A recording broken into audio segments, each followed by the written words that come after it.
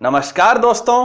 तेजस ने कैसे पूरी बाजी पलट कर रख दी है और जो लोग इसके डिजाइन में कमियां निकालते थे आज वही लोग इसकी परफॉर्मेंस का गुणगान करते हुए नहीं थकते हैं। अमेरिका को ही देख लो, जो देश कभी तेजस के लिए इंजन की सप्लाई रोककर बैठ गया था वो अब इंजन के नए से नए ऑफर लेके आ रहा है। मीटियोर मिसाइल बनाने वाली एमबीडीए संस्था जो कभी तेजस में लगे इजरायली उपकरणों का बहाना बनाकर मिसाइल देने से मना कर रही थी, वही संस्था रोज अपने रुख में नरमी के संदेश भिजवा रही है कि भारत उससे मिसाइलों की डील कर ले। जो इंडियन एयरफोर्स इसकी बजाय विदेशी फाइटर जेट की सिफारिश कर रही थी, वही अब तेजस और इसके फ्यूचर वेरिएंट्स को जल्दी से जल्दी बड़ी संख्या में अपने बेड़े में शामिल करना चाहती है। विदेशी रिपोर्टर्स तेजस का हमेशा मजाक बनाते थे, अब वही रिपोर्टर जब बहरीन के एयर शो और मलेशिया के लीमा एयर शो में तेजस की शानदार परफॉर्मेंस देखते हैं तो इसे एक बेहतरीन फाइटर जेट बताते हैं। तेजस पर जो सवाल उठाए गए हैं उनके जवाब पूरे फैक्ट्स के साथ इस वीडियो में जानने की कोशिश करते हैं। नमस्कार दोस्तों, मेरा नाम है अमित और मैं स्वागत करता हूं आपका अमित अपडेट्स चैनल पर। तो चलिए दोस्तों शुरू करते हैं। सबसे पहले बात करते हैं अमेरिका के बदलते हुए रुख की। आपको याद होगा कि कैसे 1998 में पोखरण में किए गए परमाणु बम के टेस्ट की वजह से अमेरिका ने अपनी दादागिरी दिखाते हुए भारत को तेजस फाइटर जेट के लिए जो इंजन चाहिए था उसकी सप्लाई रोक दी, जिसकी वजह से तेजस प्रोजेक्ट कई साल तक लटका रहा। बदलते समय का तकाजा देखिए, अमेरिका को लगा था कि भारतीय वैज्ञानिक अच्छा फाइटर प्लेन नहीं बना पाएंगे, लेकिन भारत ने ऐसा करके दिखाया और जब नए तेजस फाइटर जेट की काबिलियत और परफॉर्मेंस अमेरिका को पता चली तो अमेरिका को समझ आ गया था कि भारत अब अपने स्वदेशी लड़ाकू विमानों को बड़ी संख्या में बनाएगा और अपनी एयरफोर्स में शामिल करेगा। तो वही अमेरिका जो कभी इंजन देने में आनाकानी कर रहा था, वह खुद अब नए से नए इंजन के वेरिएंट बनाकर भारत को पेश कर रहा है। पहले जीई का F404 इंजन सामने रखा जो मैक्स थ्रस्ट 90 किलो न्यूटन की देता था। फिर F414 इंजन लाए जो मैक्स थ्रस्ट 98 किलो न्यूटन की देता था और अब F414 का ही एक और वेरिएंट सामने लेके आए हैं जो लगभग 115 किलो न्यूटन की मैक्स थ्रस्ट जनरेट करता है। आपको पता ही है कि एक फाइटर जेट अपने लाइफ साइकिल में लगभग 3 बार इंजन चेंज से गुजरता है और इस हिसाब से भारत को जल्दी ही तेजस व एमका प्रोजेक्ट के लिए लगभग 1000 से 1200 इंजन की जरूरत होगी। अमेरिका इसी मौके पर अपने नए इंजन का दांव लगा रहा है। वैसे अमेरिका को इंजन के लिए फ्रांस के सैफरन और यूके के रोल्स रॉयस से भी कंपटीशन मिल रहा है। अब बात करते हैं एमबीडीए मिसाइल सिस्टम की। एमबीडीए मीटियोर नाम की ramjet powered air to air missile बनाती है और दुनिया में काफी अच्छी सटीकता और एक्यूरेसी के लिए जानी जाती है। एमबीडीए चाहती थी कि भारत तेजस के लिए उसके साथी कंपनी से एएसआर रडार खरीदे और इसके लिए एक तरह से ब्लैकमेल भी कर दिया कि अगर यूरोपियन कंपनी का रडार नहीं लिया तो तेजस के लिए मीटियोर नहीं देंगे। लेकिन अब जब एमबीडीए को तेजस की परफॉर्मेंस और इसकी विशेषताएं पता चली तो एमबीडीए को समझ में आ गया कि भारत इसे बड़े पैमाने पर बनाएगा और साथ ही भारत अपनी स्वदेशी air to air missile Astra के एक और उन्नत वेरिएंट को भी बनाने वाला है। तो एमबीडीए फटाफट सॉफ्ट सिग्नल भिजवाने लग गई कि वो मीटियोर को भारत के द्वारा डेवलप किए गए उत्तम एएसआर रडार के साथ इंटीग्रेट कर सकती है, उसके लिए तैयार है, जिससे कि तेजस के लिए मीटियोर की डील हो जाए। एमबीडीए को पता लग चुका था कि अगर उसकी तरफ से थोड़ी सी भी ढील रही तो इतनी बड़ी संख्या में मीटियोर मिसाइल को बेचने का उसका सपना धरा का धरा रह जाएगा। अब दोस्तों यही हाल है इंडियन एयरफोर्स का। इंडियन एयरफोर्स कोई ना कोई डिजाइन चेंज रख के या नए टेक्नोलॉजिकल अपग्रेड सामने रखकर तेजस को काफी समय से टाल रही थी। सही बात यह थी कि इंडियन एयरफोर्स को तेजस की काबिलियत पर भरोसा कम था और विदेशी फाइटर जेट्स पर भरोसा ज्यादा।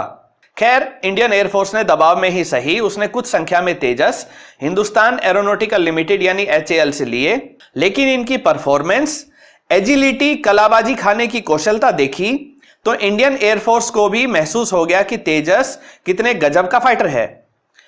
और फिर हुआ 2018 में ऑपरेशन शक्ति, जो कि 2 फ्रंट वार को ध्यान में रखते हुए बहुत बड़े पैमाने पर किया गया। ऐसा कड़ा अभ्यास भारत में कई दशकों से नहीं हुआ था। तेजस को जानबूझकर हर दिन कई सारी मुश्किल सॉर्टीज को करने का ऑर्डर दिया गया ताकि तेजस की खामियां इंडियन एयरफोर्स गिनवा सके। लेकिन हुआ इसका उलट। तेजस ने बिना किसी समस्या के सभी टास्क और चैलेंजेस को बेहतरीन तरीके से अंजाम दिया। दोस्तों, तेजस आकार में छोटा जरूर है, लेकिन बहुत काबिल है और बहुत तेज रफ्तार भी है। यह सभी तरह के रोल अच्छे से निभा लेता है, फिर चाहे एयर टू एयर डिफेंस की बात हो या ग्राउंड पर सटीक निशाना लगाने की बात हो। तेजस में कंपोजिट मटेरियल लगा होने से इसे रडार पर भी आसानी से नहीं पकड़ा जा सकता है, यानी ये सेमी स्टेल्थी भी है। साथ ही डेल्टा विंग डिजाइन की वजह से यह हाई एल्टीट्यूड यानी कि पहाड़ी इलाकों और कम हवा वाले क्षेत्रों में भी अच्छा प्रदर्शन कर सकता है।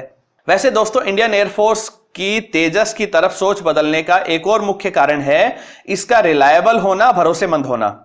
इसकी पहली उड़ान 2001 में हुई थी और आज तक यह हजारों बार उड़ाया गया है। कई देशों के एयर शो में बहुत मुश्किल मैनूवर्स वाले चैलेंजेस में इसने भाग लिया है, लेकिन आज तक एक भी तेजस क्रैश नहीं हुआ है। यह है इंडियन टेक्नोलॉजी का कमाल। भारतीय इंजीनियरों ने चुन चुनकर सैकड़ों बार टेस्ट करके तब जाकर ऐसी टेक्नोलॉजी इसमें लगाई है, ऐसे उपकरण लगाए हैं। कई लोग, जिसमें कई सारे भारतीय भी हैं और कई विदेशी लोग भी हैं, जो अलग अलग समय पर अलग अलग तरह के तेजस के ऊपर सवाल उठाते रहते हैं। जैसे पहला सवाल, भारतीय वायुसेना ने इसे रिजेक्ट कर दिया है या लेने से मना कर दिया है? तो मैं ऐसे लोगों से कहना चाहूंगा कि ऐसे लोग झूठ फैला रहे हैं और तथ्य यह है कि तेजस वायुसेना में 2015 में ही शामिल हो चुका है। इससे 45वीं स्क्वाड्रन, जिसका नाम फ्लाइंग डैगर है, बनाई जा रही है। फिर कुछ लोग पूछते हैं कि भारत ने जो एयर स्ट्राइक की थी पाकिस्तान के बालाकोट में, तब इसका इस्तेमाल क्यों नहीं हुआ? तो इसका जवाब भी सीधा सा है कि जब हमने पहले ही डीप एनिमी पेनिट्रेशन के लिए मिराज 2000 को उत्तर भारत के कई लोकेशंस पर पहले से ही तैनात कर रखा है, तो पहले उनका इस्तेमाल ही करेंगे ना। फिर यही लोग पूछने लग जाते हैं कि जब पाकिस्तानी F-16 आए तो उनका मुकाबला MiG-21 से क्यों हुआ, तेजस से क्यों नहीं हुआ, तेजस को क्यों नहीं लड़ाया? तो दोस्तों, इसका जवाब है कि अभी 45वीं स्क्वाड्रन यानी कि फ्लाइंग डैगर पूरी तरह से कंप्लीट नहीं हुई है। इसमें अभी ट्रेनर जेट्स भी शामिल होने हैं और जैसे ही 2020 के मार्च तक इसके सभी फाइटर्स व ट्रेनर पूरे हो जाएंगे, इसे फॉरवर्ड पोस्ट यानी कि बॉर्डर के पास शिफ्ट कर दिया जाएगा। तब तक यह सिलूर, जो कि तमिलनाडु में है, वहीं पर बेस्ड रहेगा। रही बात MiG-21 से F-16 को रोकने की बात, तो आपको पता ही होगा कि पाकिस्तान ने 27 फरवरी को भारत में घुसने का प्रयास रात में नहीं किया, क्योंकि तब सुखोई 30 MKI और MiG-29 रात भर हवा में मंडरा रहे थे। तब तक पाकिस्तान आगे नहीं बढ़ सका। सुबह जब सुखोई 30 MKI और MiG-29 उतर आए और MiG-21 हवा में थे, तब 24 फाइटर जेट के समूह के साथ पाकिस्तान ने भारत में घुसने की कोशिश की थी। और कोशिश भी कहां से? कोशिश की जम्मू कश्मीर के नौशेरा सेक्टर से, और वहां सबसे नजदीक एयरबेस श्रीनगर में MiG-21 तैनात थे। इसलिए सबसे नजदीक होने के कारण MiG-21 ने ही मोर्चा संभाला। दोस्तों, तेजस उसी समय तमिलनाडु से 2500 किलोमीटर का सफर तय करके श्रीनगर नहीं जा सकते थे। फिर कुछ लोग एक सवाल लेके आते हैं कि इंडियन नेवी ने तो तेजस को रिजेक्ट कर दिया है। तो मैं आपको बताना चाहता हूं कि यह पूरी तरह से गलत है। तेजस का जो नेवल वेरिएंट बनाया गया था, वो एक टेक्नोलॉजी डेमोन्स्ट्रेटर था, यानी कि भविष्य के लिए टेक्नोलॉजी डेवलप करने का एक तरह से टेस्ट बेड था। इंडियन नेवी को जो फाइटर जेट्स चाहिए वो ट्विन इंजन के होने चाहिए। दुनिया में कहीं भी एयरक्राफ्ट कैरियर के ऊपर सिंगल इंजन फाइटर तैनात नहीं होते हैं।